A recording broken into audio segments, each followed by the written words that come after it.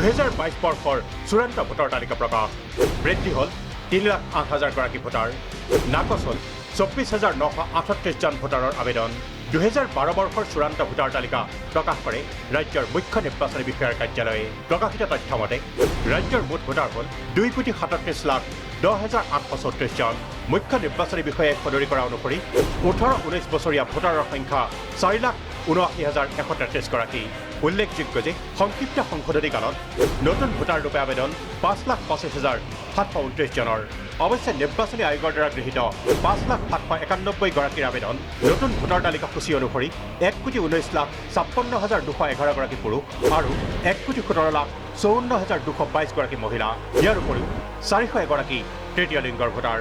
এইপিনে কামৰূপ মহানগৰ ভোটাৰ তালিকা অনুসৰি কামৰূপ মহানগৰৰ ভোটাৰৰ সংখ্যা 11,61,467 গৰাকী 5,463 গৰাকী ভোটাৰৰ নাম কৰ্তন জালুকবাৰীত 66 জন ইনক্ৰিজ হৈছে আৰু দিছপুৰত আমাৰ 3,220 জন ইনক্ৰিজ হৈছে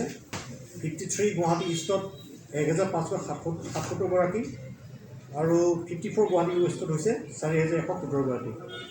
ব্যুৰো ৰিপৰ্ট প্ৰাগ নিউজ